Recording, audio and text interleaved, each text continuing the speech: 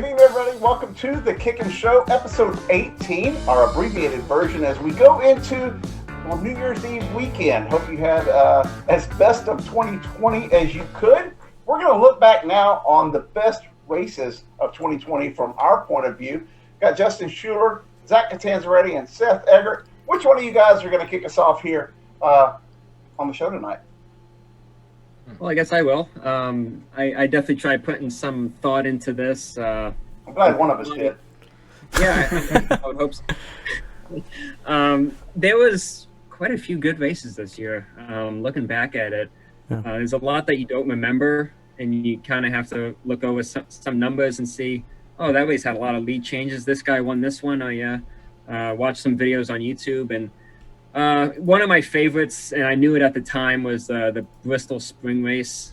I think we ran that in May, or I think May 31st. Nobody dominated it. It was kind of a spinning wheel of different people up front. I know Denny Hamlin, Kyle Busch, and Keselowski led over 100 laps, so it wasn't just one guy up front. Multiple plot twists, basically, with guys up front and crashing out. Ryan Blaney did it mid-race. Not his first time he's done that at Bristol. Some false endings there. I mean, Denny was away with it, I felt. And then, Logano and Chase were catching him down. They were hit some lap traffic, and then, Denny ended up hitting the wall and spinning out. And it was such a total shock. I mean, he totally threw it away, and he was out of it. Had a late restart, and then Elliott and Logano end up, racing side by side, some contact. Then they end up flying into the wall, and no caution. They kept racing, and Keselowski ended up getting the win. Boyer second. It was just one of those wild days. There was a ton of yellows, I think 17, which is even high for Bristol standards. And I was there. I was covering it from my car outside the stands. It was back when it was a fun time to do that, because it was one of the first races back. I think that was just 2 weeks since we came back. It was dead empty, which is a shame. When those two hit the wall and there was all these great restarts and lead changes, I'm like, man, it sucks that people can't be here, And that was just the type of short track race I hope to see once or twice a year. And most of the short tracks this year were kind of unimpressive. I think the last Martinsville race I really enjoyed, but other than that, this was definitely the standout short track race of the year. I want to point one thing out real quick. Zach, you were in the press box how many times this year? What was that? Say that again. How many times were you in the press box this year? Oh, maybe 14 or 15 Cup races. Okay. That was more than Bob Pockrass. Oh, I know. Yeah. So, jeez. I think I covered more races during the pandemic than any reporter. Yeah, me and you. Utter was close. It was me and you and Utter and Chris Knight.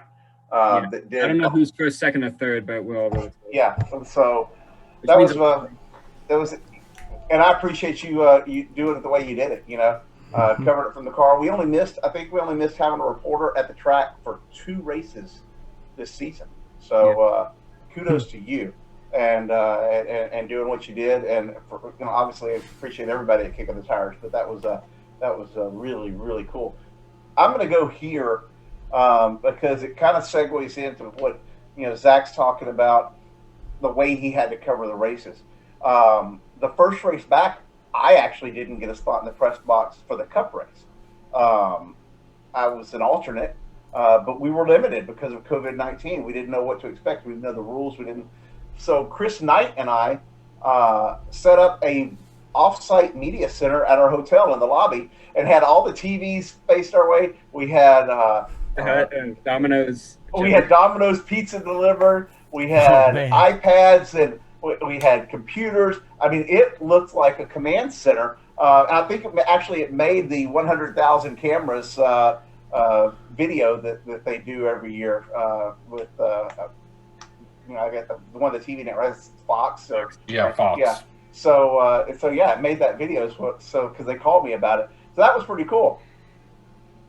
I liked the return race at Darlington.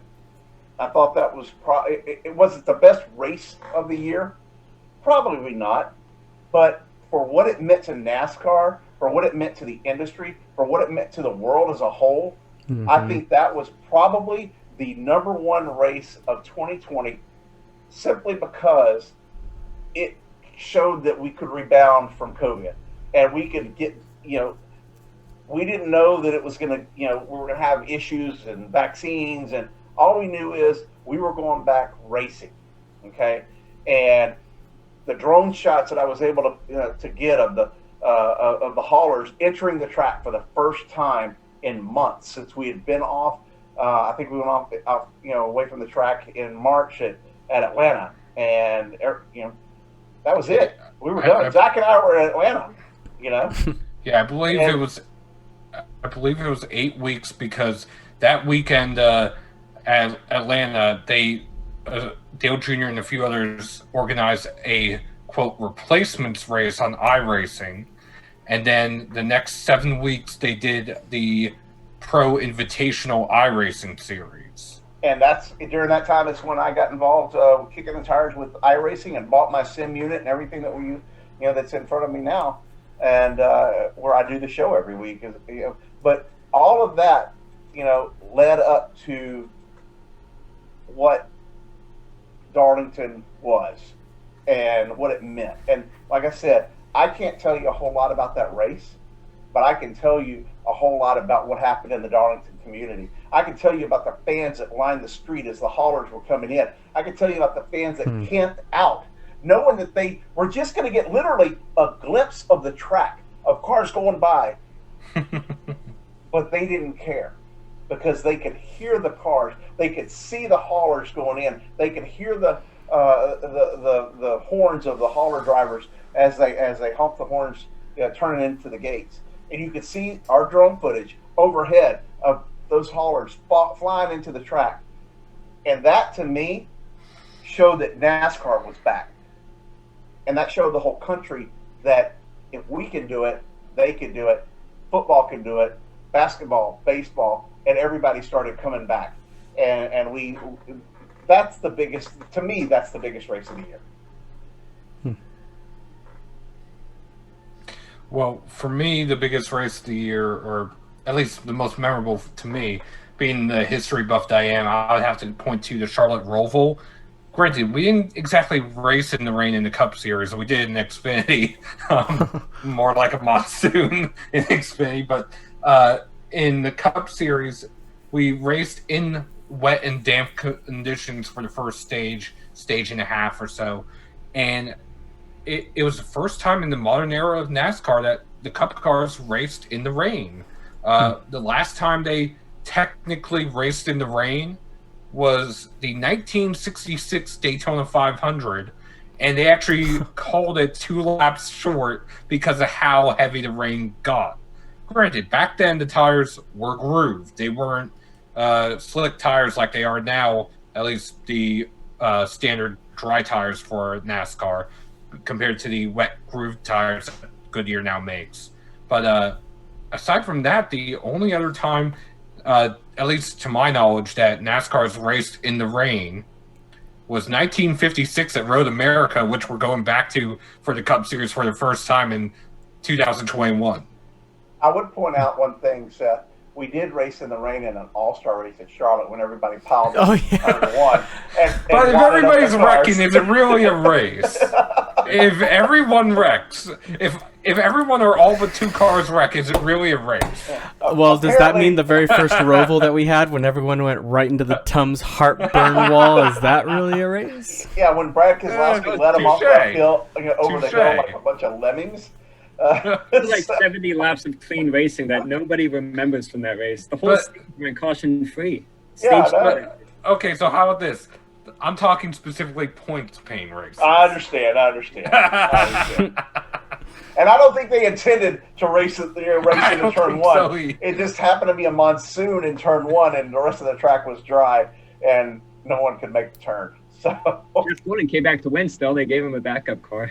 Only time I think that's the only time in NASCAR history that they said, okay, re-rack boys, go get your backup cars and start over. Yeah, so that was kind of cool. Justin, what's your most memorable race of the year? Well, I'm gonna kind of take a note off of Seth there and do a little history buff, but I'm gonna have to say Kentucky. I know it's gonna be our last time racing there, I think. But we saw a pretty wild finish. I know the race as a whole wasn't very exciting. We only had maybe like 8 different leaders, really 2 or 3 guys kind of like quote unquote dominate. But man, first rookie to win since Joey Logano. I mean, technically Justin Haley won last year, but he wasn't an official rookie, even though that was his first year in Cup. He's going for Xfinity points, so he wasn't quite qualified for Rookie of the Year. And obviously that race was rain shortened too. But so if we want to go on the technical terms, this is the first time since 2009, I think, was when Joey Logano won Rookie of the Year. Chris Buescher in 2016. Yeah. Oh, Chris Buescher 2016? That was no. Yeah, it was Pocono. That was a race that got fogged out.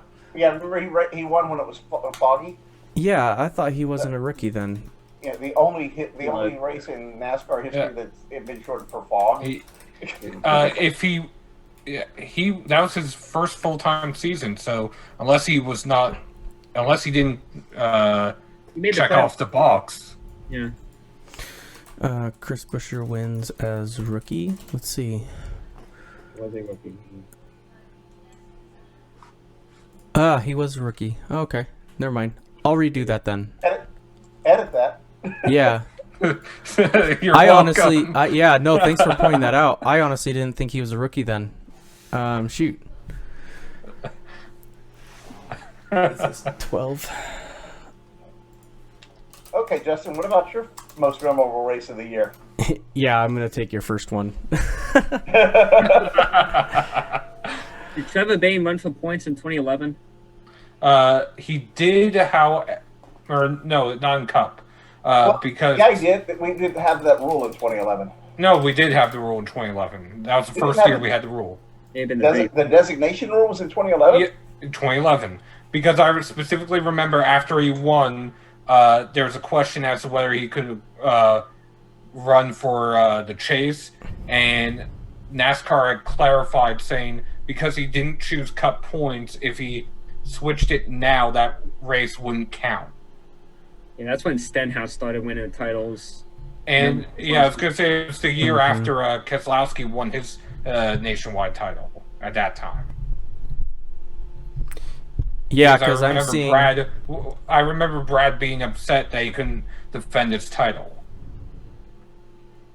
Yeah. Interesting. Okay. Cool. Okay. Yeah, so my favorite race is definitely got to be the Kentucky race. The race as a whole wasn't very exciting because you only had about 2 or 3 guys dominating. I think maybe 8 leaders overall with the various pit stops throughout the day. But man, that was one heck of a finish with Cole Custer getting the win. You don't really see a rookie winning that often. I think going back through the years, you've got Justin Haley getting that surprise win at Daytona. Technically he wasn't a rookie, but that was his rookie year. He just wasn't going for Rookie of the Year honors. He only ran 3 races that year. Then you have Chris Buescher, who was a rookie in 2016, winning at Pocono, actually shortened for fog, so that's an interesting tidbit there. Trevor Bayne winning in 2011. He was technically a rookie there as well, but that was the first year when NASCAR brought in kind of the whole point structure of the top 3 series, saying that you had to declare which one of points you were going to go for.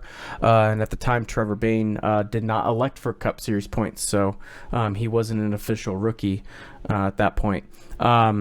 And then you have to go to 2009 for the last one to actually be on paper as a rookie, and that was Joey Logano. But and to see that kind of not only aggressive move, but a very strong, very veteran move, like he knew what was going to happen when he made that move.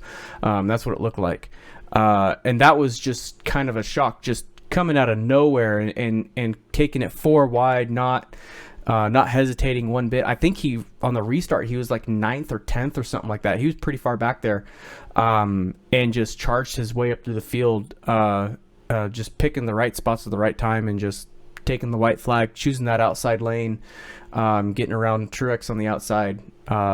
And when he cleared all 4 of them on the exit of 2, that was it. There was just nothing Truex, Harvick, or Blaney could do, because they were just all stuck 4 wide down on the bottom, and just that was it.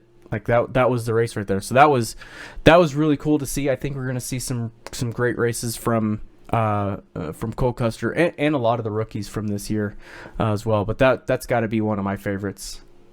Real quick, that rule in 2011 was called the Bushwhacker rule, named in honor of Kyle Busch. For winning all the truck races, yep. Yeah, exactly. They had to declare. Zach, favorite rule. Your favorite rule? But with Cole, that move that he made on that restart was sublime. It was incredible. It's something that you really don't see from many rookies, to have that instinct to go for it, not to settle for a top 5 finish, but to know where to put his car. And you mentioned those lists of rookie winners. I mean, all those are either rain shortened, fog shortened, or they're plate races. For him to do it on a mile and a half the real way, and to pass, I mean, Harvick's a champion, Truex is a champion, Blaney not yet, but those, I don't even know how many wins are combined between those guys. I mean, decades of experience, longer than he's been alive.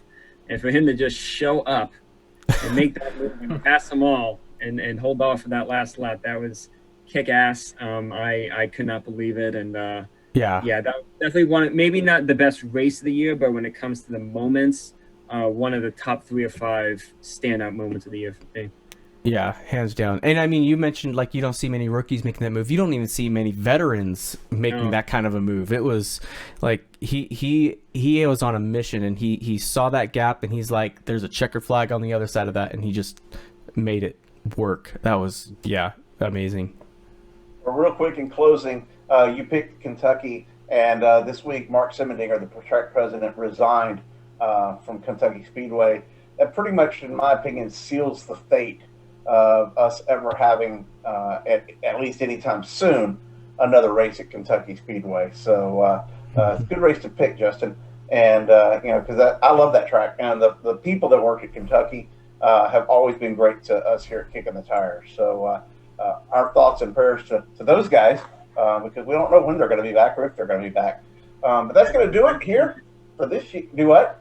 They had some great finishes. Yes, they did. Kurt and Kyle last year, and that was something they were always known for. Hey, I asked Kyle after that. I asked Kurt and Kyle after that win, and Kurt said that he was the big brother. It was time to kind of bully the little one a little bit. So hey, but they've had their fair share of tit for tats in the sport. Through the years. So, eating Kellogg's yet? Do what? Does Kurt eat Kellogg's yet? I don't think so. But I think Grandma straightened him out. That's for sure. Hey, that's going to do it here this week for Kickin' the Tires. Have a happy New Year, and thank goodness this is the last show of 2020, and we hope that 2020 is behind us, and 2021 is all the greatest for everyone out here in NASCAR and beyond. So thanks for supporting us here at Kickin' the Tires. We will see you next year.